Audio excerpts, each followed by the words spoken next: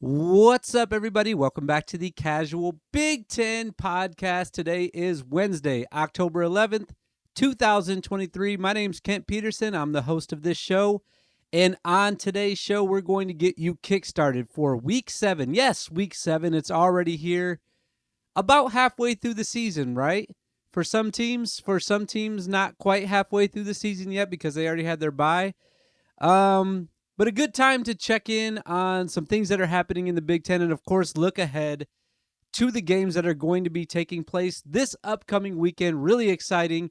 A couple of great matchups and then some not so good matchups. We got 6 games. We're going to get into all of those.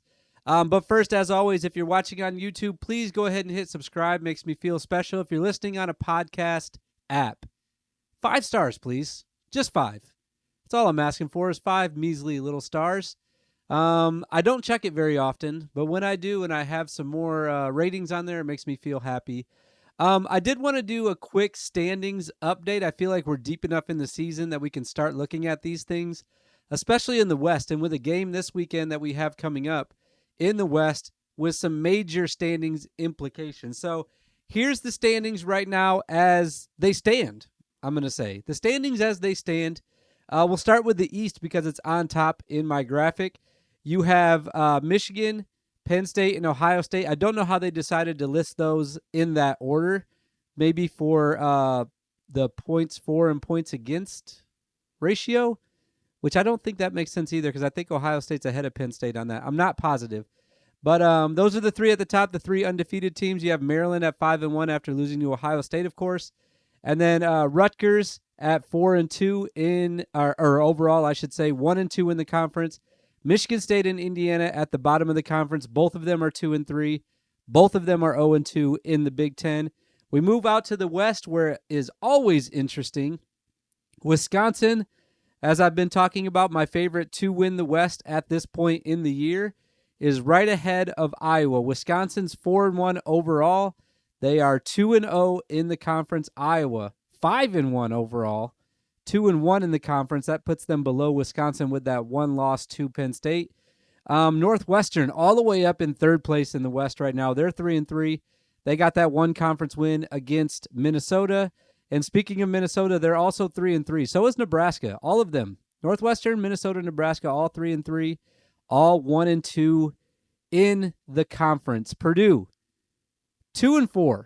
Disappointing year so far for Purdue. 1-2 in the conference. And then I don't think anyone saw this coming. Illinois at the bottom of the Big Ten West. The bottom of the conference almost, really. They have the most losses in conference. They're 0-3, and they're 2-4 overall. Just not, a lot of things that, the top in the East, it's a lot of what I expected to happen, really. I think I had Michigan State finishing last, maybe above Indiana. I'm not sure. I might have predicted how it is right now exactly. With, of course, those top 3 teams basically tied at this point. They are tied. They're all undefeated, haven't lost in the conference yet. In the West, didn't have Wisconsin winning, but I think I had them in 2nd place behind Iowa, so you just flip-flop those. I had Northwestern at the bottom. At this point in the year, I'm surprised to see them that high. And then Minnesota, about where I thought they were going to end up. I actually predicted them to finish last behind Northwestern, so far kind of right about that. They're still behind Northwestern. I think that Nebraska being 5th in the West right now is going to change. I think they're starting to figure some things out, and I think that they're going to get some big wins coming up in the next few weeks. And then I didn't know what to think about Purdue, so I'm not surprised to see them there. And like I said, very surprised to see Illinois at the bottom of the conference, the bottom of their division at this point in the year. Week 7, like I said, we're going to get it kickstarted. We're going to get it popping here in just a second. Bye weeks this week. Northwestern, Minnesota, Nebraska. Northwestern coming off that big win against Howard. And then Minnesota, they need to lick their wounds after that Michigan game. Nebraska also gets a bye this week. A weird week scheduling-wise. No Friday games. That's not super weird. I think the Friday games, they're just kind of weird by themselves. So not having one is not weird. But no night games this weekend. We're going to be it's going to be like 7 o'clock, maybe 8 o'clock, depending on where you live. and the Big Ten games are going to be over. It's going to be sad. You got to bunch them all up into just a couple of time slots this week. So kind of interesting when we're looking at that. I will talk about all the time slots, all the matchups, and give you guys a little bit of a preview of what's going to happen this weekend. We'll start with Indiana at Michigan. This one's at noon on Fox. Not a lot of notes needed for this one. Michigan, best team possibly in the country. One of the best teams in the conference. I have them ranked number 1 in my power rankings. Best offense, maybe best quarterback, great running back, great wide receivers. Defense has been suffocating. Indiana, none of those things. None of those things for them. They don't have a single thing going for them, I don't really think. When they're matched up against Michigan especially, this is going to be a slaughter once again. I see Michigan winning this game by 40 maybe, if they want to.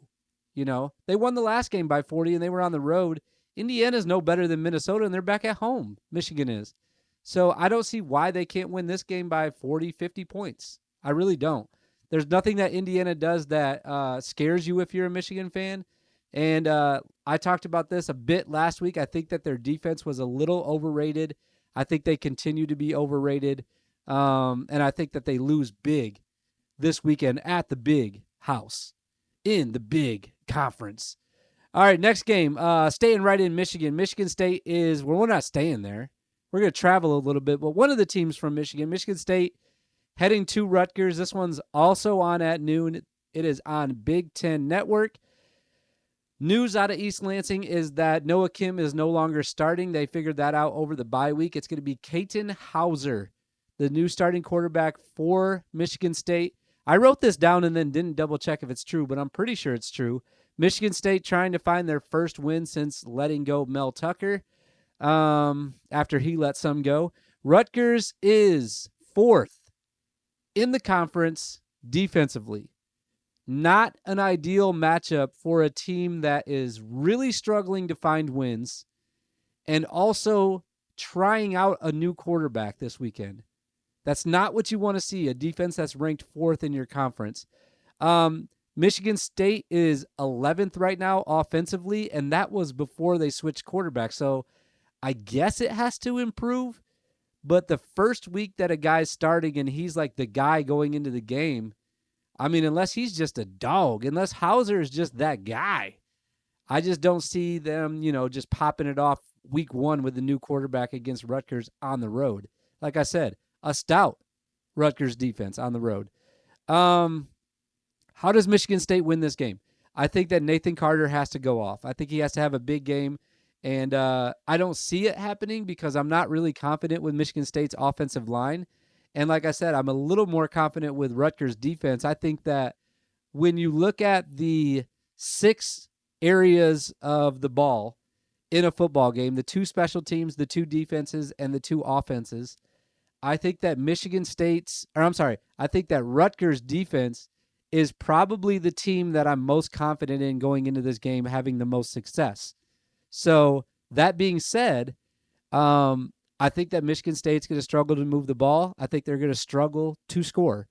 So the only way I see them winning is if Nathan Carter, probably their best player, has a huge game. I know Trey Mosley going into the year was supposed to be great.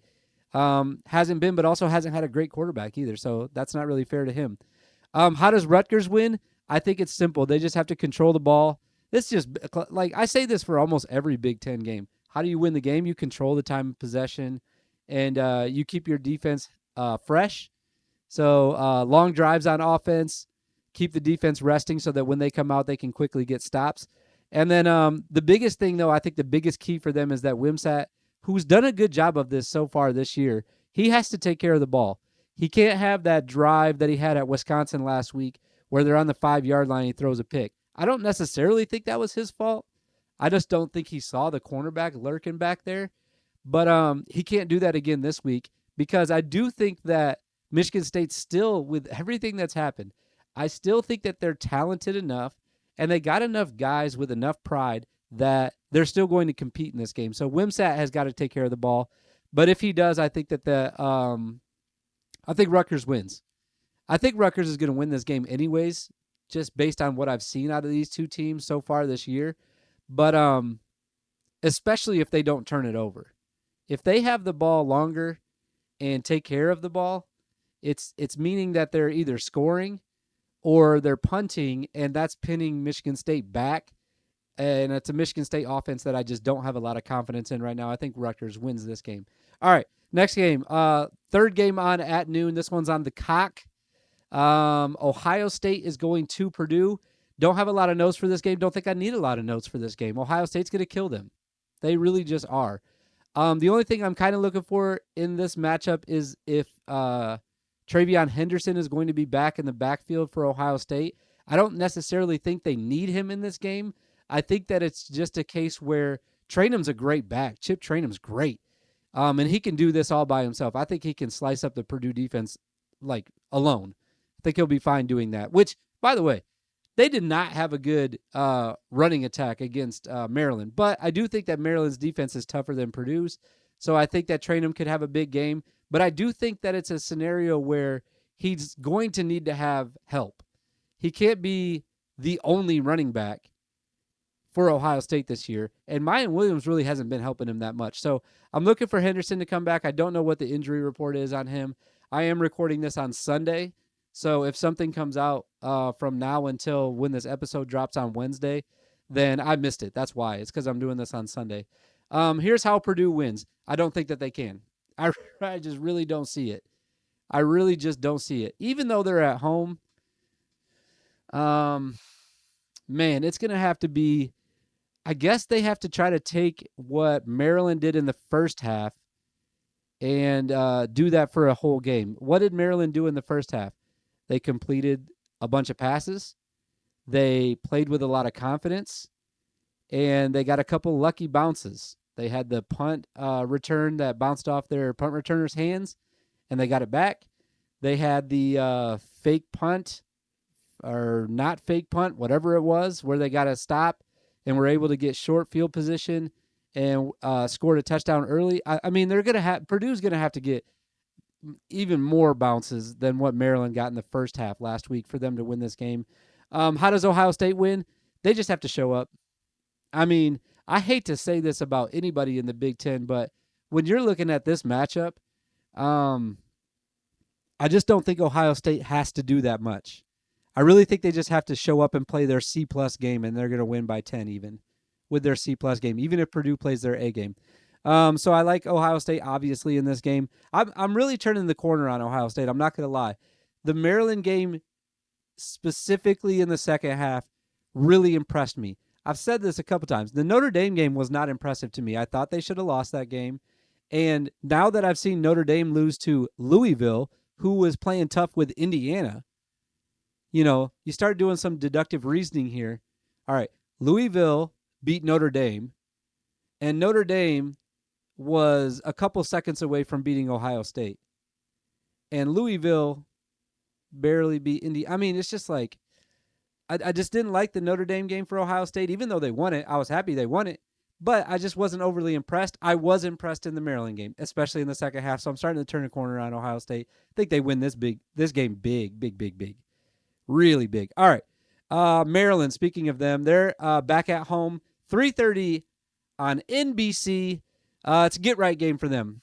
Illinois, worst offense in the Big Ten, and I don't think it's getting any better. I don't think their quarterback's changing. I don't think that their wide receivers are changing. I don't think that Reggie Love is going to be able to do enough in the backfield in this game, especially because of what I just said Maryland did to Ohio State. Shut them down. Shut Ohio State down. You think that Illinois is going to run the ball on Maryland? Get real. The only way that this game stays close in my mind is that Maryland's just broken. You see this sometimes where a team loses and it's either a close game or they just absolutely get the doors blown off them. I don't think either was the case against Ohio State, but maybe the loss. Maybe. I just don't see this happening with Mike Locksley. I don't even know why I'm discussing this. I think that Maryland's still going to be focused. I think that they're not going to have much issues with Illinois this weekend because Illinois is not going to score much. Altmaier's going to throw the ball to the other team. He does it every game. And, I mean, I just don't. I don't see anything. I don't see any advantages for Illinois the way that they've been playing this year. Their defense looked really bad last week. I mean, I was watching that game back. I was like, man, their defense is not good. Just really not good. And their offense is no better, really. So Maryland's going to win this game. Maryland's going to win that game too. A lot of easy games to predict. None easier than this one, though. UMass going to Penn State. It's rare for a team to get 2 bye weeks back-to-back, but Penn State was gifted that this year. Coming off the bye, they get another bye week by playing UMass. They don't have to play in this game. I mean, this game should probably be canceled. I mean, let's get real. I hope everybody stays healthy in this game. I hope that UMass stays healthy. I'm worried about them staying healthy. I'm concerned for their players' well-being. But more importantly than UMass, definitely more important than them, is that all the players for Penn State stay healthy. That's way more important to me. No injuries after this week. That's what I'm looking for. UMass is 1-6 right now. 1-6. They beat New Mexico State. I'm not sure how they beat them because I looked at all their games. I'm not going to bring them all up. But one that I do want to note is Arkansas State. Not a very good team. Beat them 52-28 at their crib. At UMass. At UMass. Got beat by 25. Yikes. 24, actually. Let's do math. Let's do math here. Here's the key to the game. Stay healthy. I said it once. I'm going to say it again. Stay healthy, Penn State. Don't do anything dumb. Get a big lead in the first quarter. I might not even play the starters in this game. I literally would play all the backups in this game. Get another week of rest. I mean, I guess they could get rusty. I don't know if they don't play. I wouldn't like them to even be in the game, honestly. I don't think they need them. I think the backups can win this game by 30. So not a game here. Not a game on BTN at 3:30. This is not something you're going to need to watch. You need to watch this one, though. This is my game of the week. Second time in 3 weeks, Iowa has been in my game of the week. Last time I put them in the game of the week, it was a great game against Michigan State. 10-point win for Iowa. This game is at 4 p.m. on Fox. And the reason why this is my game of the week is because I really believe that the team that wins this game will win the West. Won't be the favorite to win the West. They will straight up win the West. So for Wisconsin to catch this game at home is huge for them. I'm looking at this game as the West Championship. Whoever wins is going to Indianapolis, I think. I really think. And it's because of the rest of their schedules. You look at Wisconsin. Tell me where you hear a loss on this, okay? Just perk your ears up a little bit. Tell me where you hear a loss for Wisconsin here. Illinois, Ohio State, Indiana, Northwestern, Nebraska, and Minnesota. I'll point out 2 that maybe my ears perked a little bit. Nebraska was when they perked a little bit, and then Ohio State, they're going to lose that game. Let's get honest real quick. So Wisconsin, I see one more loss on their schedule, maybe 2 if they lose to Nebraska. They're not losing to Indiana, Northwestern, Minnesota, or Illinois. They're just not going to. I'm pretty confident in saying that. The rest of Iowa's schedule is Minnesota, Northwestern, Rutgers, Illinois, and then Nebraska. And it's the same situation I just said about Wisconsin. I see maybe Nebraska could beat them. And then 4 more wins. Maybe Rutgers. So I don't see a lot of losses on either of their schedules going forward. So whoever wins this game, especially if it's Wisconsin, that'll be the second conference loss for Iowa. Wisconsin will have 0. And realistically, they might lose 2 more games, but that would leave them tied with Wisconsin in the loss column, with Iowa in the loss column. So that means that even if they lose those 2 games, they're going to lose Ohio State, but even if they lose to Nebraska, they'll be tied with Iowa in the loss column, but they beat Iowa, so they'll get the tiebreaker. They'll go to Indianapolis. That's how I see it. Here's what I'm looking for in this game. It's the quarterback position. It's mainly what a lot of people like to talk about going into a game. But Mordecai has got to finish drives. And some of it wasn't his fault last week against Rutgers. I know they had a drive inside the 5 where they fumbled. That's not his fault. The running back fumbled. They had a couple other drives where they got a couple first downs and then they just stalled and had to punt. A lot of punts in that game against Rutgers. So I think that this is a game where it's a tough Iowa defense. I understand that. But Mordecai has got to stay poised, and he's got to finish the drives. He's got to be a leader and finish drives for Wisconsin. And on the other side of the ball, it's Deacon Hill. Third game playing, but second game as the starter. But he's got to be better. Look at his stat line from last week. We talked about it on Monday. Terrible stat line, and they still somehow beat Purdue. I keep saying this, and I'm probably going to be wrong every time I say it. At some point, Iowa is going to play a bad game, which they've played enough of them, where they're not scoring, they're not getting a lot of yards, they're not doing this, they're not doing that, and they're still winning. And I think I said it last week against Purdue. I'm going to say it again. I'm going to stick by this. I think this is the week. It has to be, right? Am I going to keep sounding dumb about this? Wisconsin is not a team that you can't score on and you can't get yards and still win the game. I don't think that they make enough mistakes to be able to beat them in the way that Iowa beat Purdue last week, the way that they beat Michigan State the week before that. So Deacon Hill's got to be better. He's got to be better. I also think that both teams, this goes both ways. The reason why I'm focused on the quarterback position is because Iowa has proven that they're good at stopping the run, and I think that Wisconsin can do just as good, if not better, at stopping Iowa's rush attack. So there's going to be a lot on the quarterback's shoulders going into this game. No prediction yet. I'm going to hold off until Friday to talk about who I think is going to win that game. But honestly, I could see it going either way. I know Brad says that all the time. This could go either way. I mean, this really could go either way. I like Wisconsin being at home. I like Wisconsin's offense a little bit better. I like Iowa's defense a little bit better. I like that Iowa plays football with a rabbit foot attached firmly to their buttholes every game.